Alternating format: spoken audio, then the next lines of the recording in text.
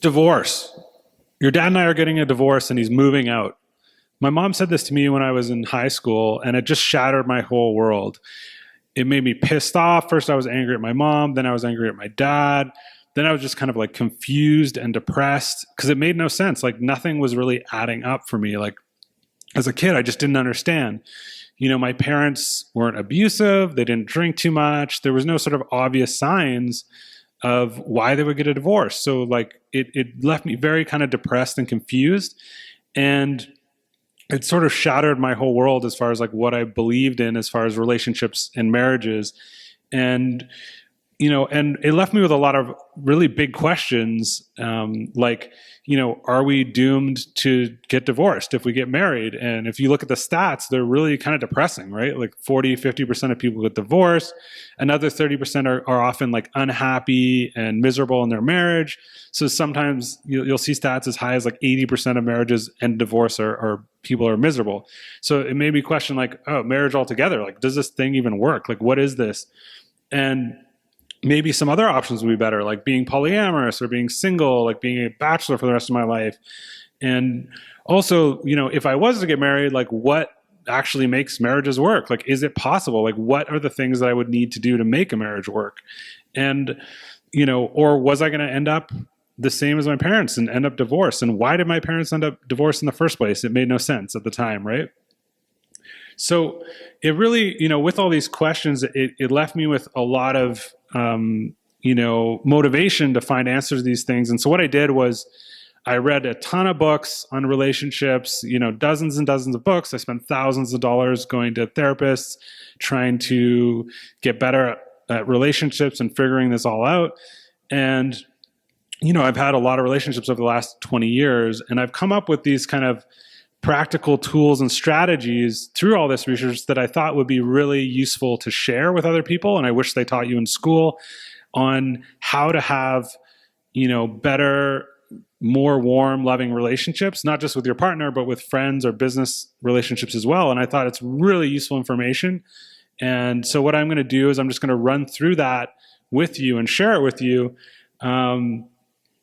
And in this video. So, some of the things, and the one aspect of this I think is important to mention is that, relationships are sort of like the oxygen of life, right? So this stuff I think is super, super important. They did this study called the Harvard Grant Study, which is the largest longitudinal study, which is basically a study done over a long period of time on people and their health and their happiness and things like that. And they came to some really, really interesting findings. Like, what they found is that relationships was the number one predictor of happiness long term. So there's no other thing that impacted happiness more than having warm, loving relationships. So if that doesn't give you the motivation to listen to this, I don't know what does. But the other interesting thing they found was that it has a massive impact on your physical health as well. And I think they even found that, don't quote me on this, but I think they even found that it was more important to have healthy relationships than it was to not smoke cigarettes. So that's how big of an impact, having warm, loving relationships is in your life. It helps fend off disease, helps you live longer, releases all these positive hormones in your body that make you a healthier, happier person. So that's how important this stuff is. So I just want to preface all this information first with the fact that I'm not an expert, right? I'm not a psychologist. I'm not a counselor. I have had lots of mistakes that I've made in my relationships. And, my current relationship isn't perfect by any means. Like, I think I'm human like everybody else. Everybody fights. And so I just want to be clear about that. Like, that I am not, a quote unquote expert. With that said, though, when I've seen a lot of these counselors and psychologists, that one of the funny things I found was a lot of them had like many divorces and ended up single.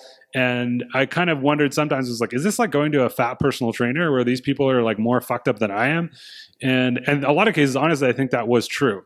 So, but all the information I'm sharing with you here, for the most part, is based off of either my own life, or these really, really in-depth studies done out of Harvard and things like the Harvard Grant Study that have a lot of research and data to back what I'm saying, right? So So one thing that I read, which is, to be fair, this is one of the more anecdotal things, but is I read somewhere that, who you marry is the biggest decision you're going to make in your entire life. If you think about it, it's wild, right? You're like, I'm going to stay with you for my entire life until you die. Like, it's almost fucking creepy, right? You're like, yeah, put on this ring and I'm going to die with you, right? Like, it's kind of crazy, but it's like, you can't think of anything that would have a bigger impact on you, really. I mean, this person is going to have an impact on what you do and how you think and all these different things.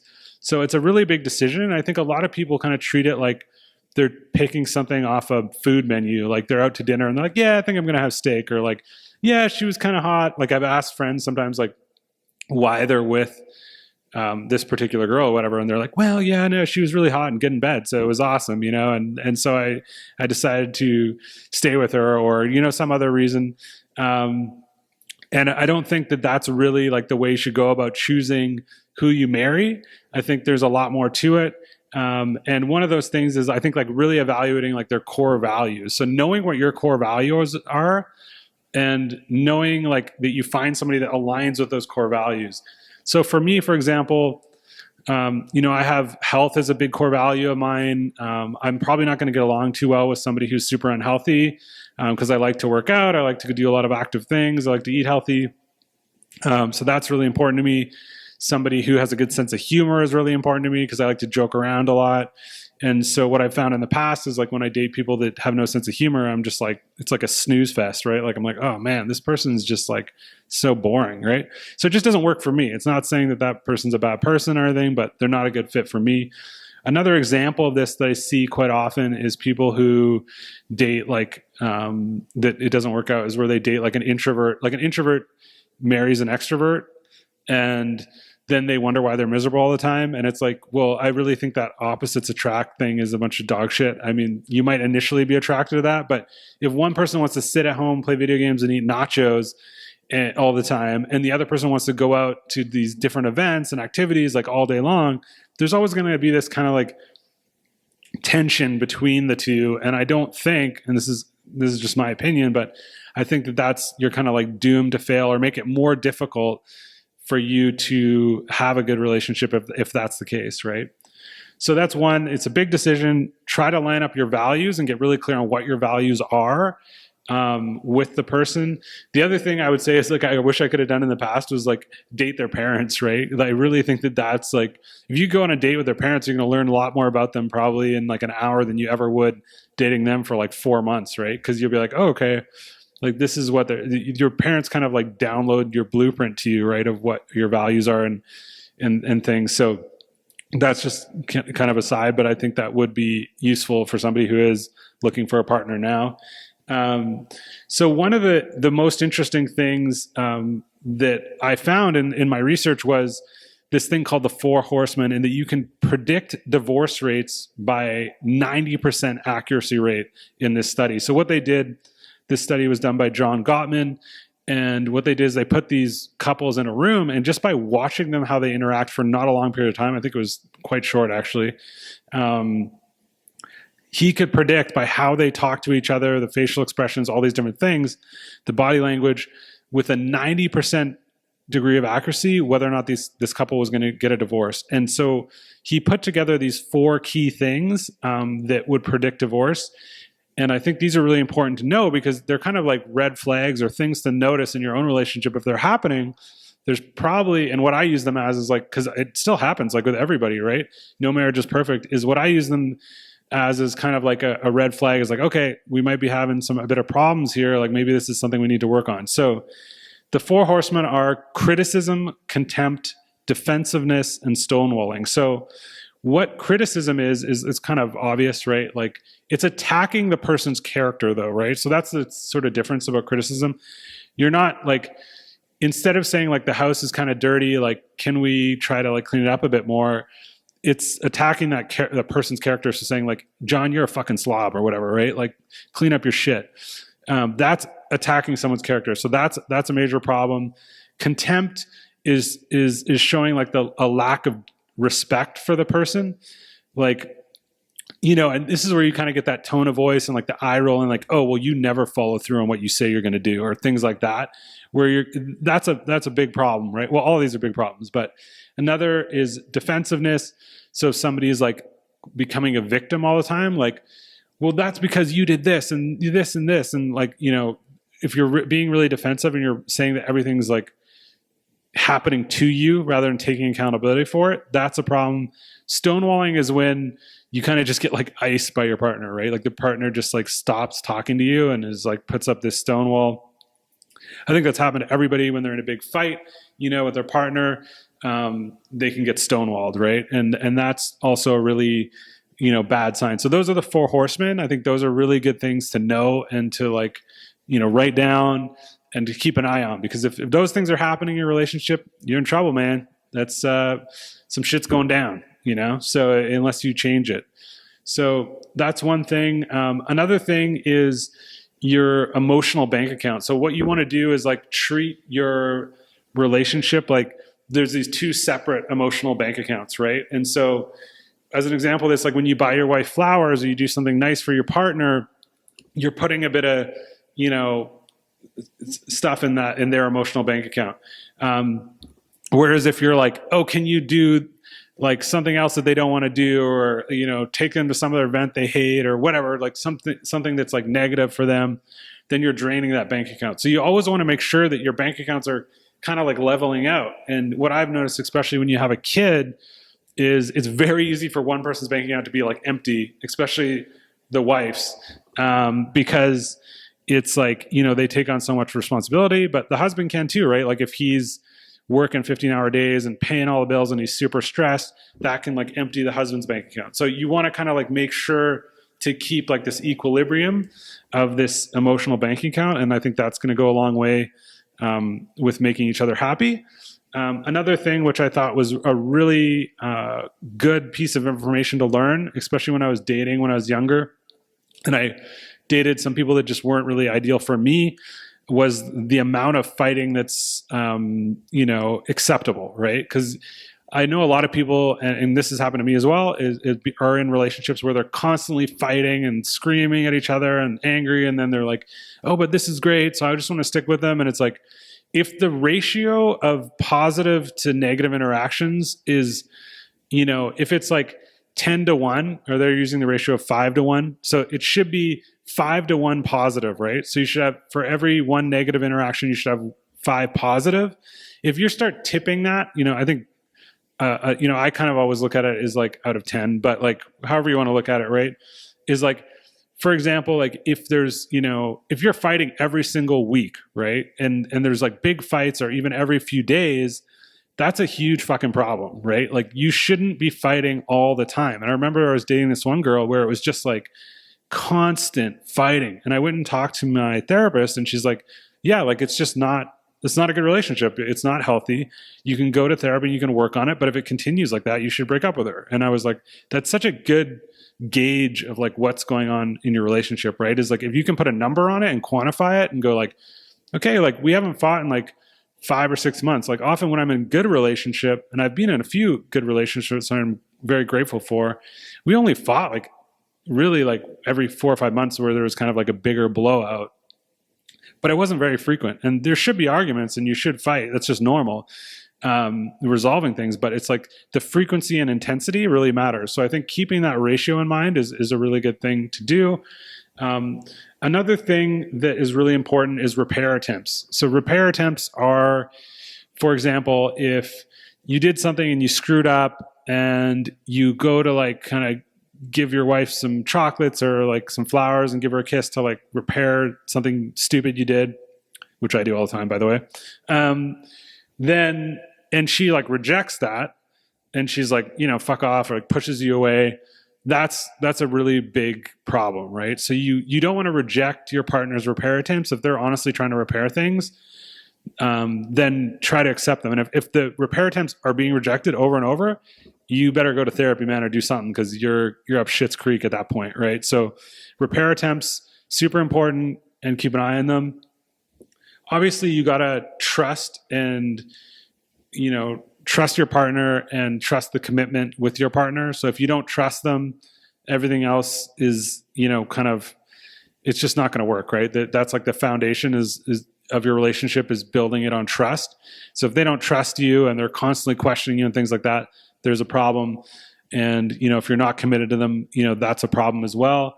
So that, obviously those are important. I think those kind of go without saying, but, who knows? Maybe you don't know that.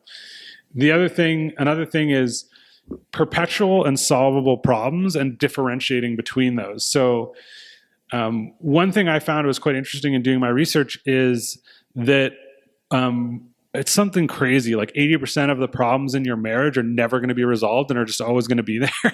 It's like, it's kind of depressing and hilarious at the same time. And when you think about it, it's like, okay, like, you're just going to keep the things you keep fighting about with your wife are probably going to just like keep happening. Right. So I think I sort of just like looked at this as like, okay, I'm going to come to terms with there's some things that just drive me fucking nuts about my wife, and they're never going to change probably. And so, there was this funny quote that was like, if you don't plan your wife's murder, then do you even have a wife? Like, it's like, probably you don't, because, I know, and sometimes that there's like this Chris Rock bit, which I also really loved. So it sort of touches on this where, he looks at his wife and he's like, you must be the dumbest fucking person on the face of the planet. And I think we've all been there where we look at our partner and we're like, God damn, you're stupid, But it's just like you're so in your own shit that you can't realize that, we all have our flaws and quite often things don't change.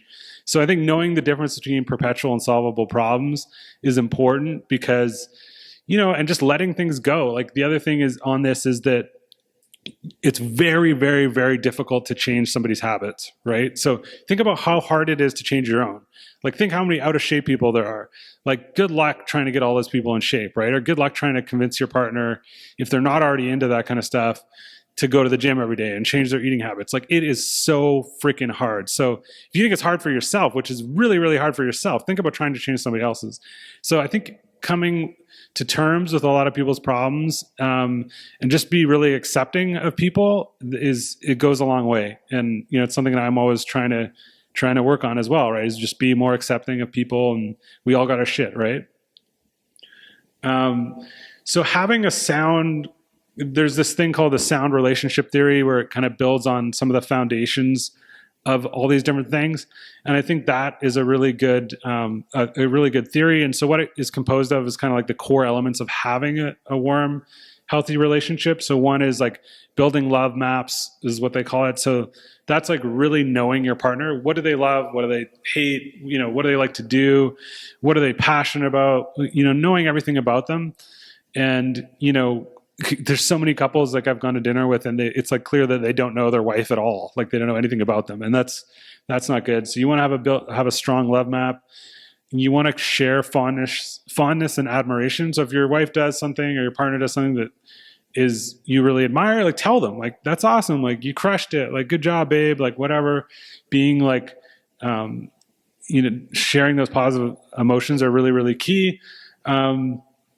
And, turning towards your partner is another one. So, and really listening to them. I think this is super, super important. The joke I kind of make with my wife is because like I'm not perfect, right? I'll not listen sometimes. And sometimes she'll just be talking and then I'll be like, she'll say like, are you even listening to me? And I'll just say back like, babe, that's a funny way to start a conversation, like just to like mess with her. But that's like our kind of, and then it'll make her laugh. Right. And so it interrupts that pattern. And I think humor can be really powerful that way. But you got to know your audience too and how serious the conversation is. So I think it's super important to listen, but it's also important to inject humor when you're arguing, because then you can kind of like loosen things up, right? But yeah, especially if it's something really, really stressful, they lose a job or a parent or something like that, like really leaning and listening is obviously super important. Learning how to manage conflict obviously is really important, like how you fight, like the intensity of it, trying not to say like really mean things, taking a breather I found is one of the best things to do. If we're getting really heated or flooded is what they call it. I try to just like, look, I'm going for a walk. That's what I try to do. And sometimes I don't do that, which is not a good idea. But yeah, like trying to just snap out of it, go for a walk, take a breather, calm down, and come back. And I think that's a really good strategy as well. If you can create a shared sense of meaning, so something you're working on together, shared dreams, like what we like to do is, have trips planned together or things we're looking forward to doing together. That's great. Or maybe working on a charitable cause together.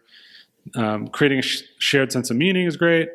Another thing is physical touch, which is something that, I was quite interested when I talked to my therapist about, because when you're single, like you'll go through these like dry spells, or you can, where it's like a fucking Sahara desert out there, right? And you're like dying because you haven't like touched a human in months or whatever. And the interesting thing I found talking to my therapist was she's like, it's not good. It's actually like that physical touch is like oxygen, and you need to go out and, have a connection, even if that's like a short-term thing, which I thought was interesting. And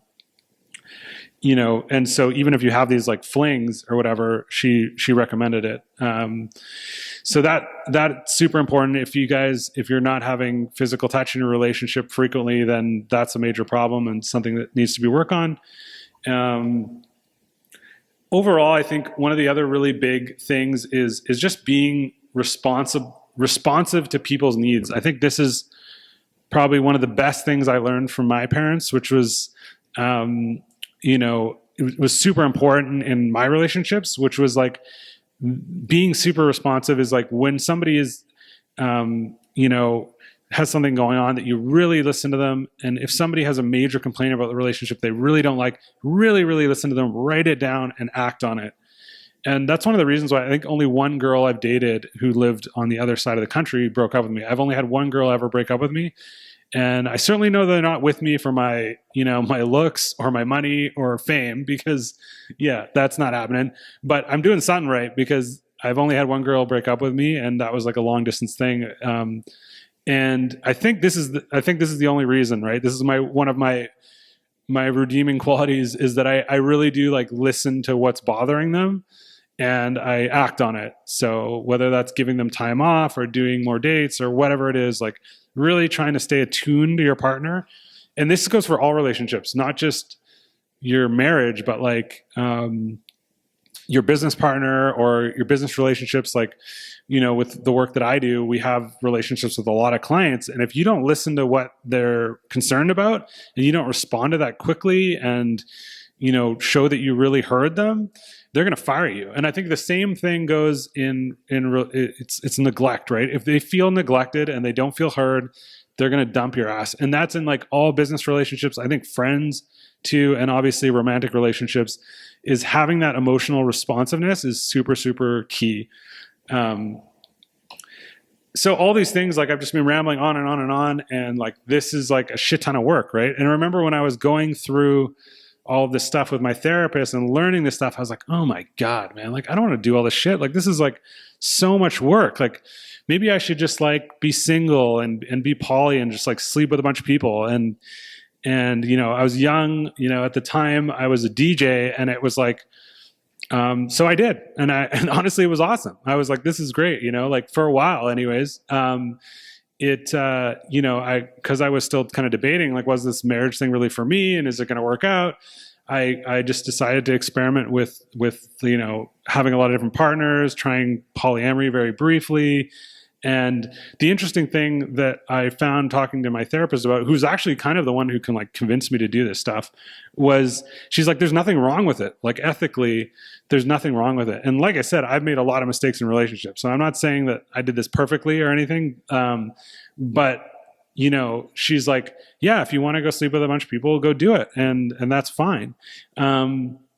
She's like, but what I found was after doing it for a while, and when you're in your 20s and you're a DJ and you like, I didn't get any action when I was younger. So this was like amazing for me. It was great for a while. But then you start realizing like the downsides of this, right? And so for me, it was like, there was a lot of drama, and I ended up being with people that I didn't really connect with. I didn't really like. And, sometimes I'd wake up and be like, I don't even know this person's fucking name that's in my bed. Right. And so, and that was like, kind of funny to me at the time, but it was like, it sort of left me feeling sort of like vapid, right? Like there wasn't a lot there. And the main thing that I didn't like was like, the people you ended up attracting weren't the kind of people that you would normally hang out with.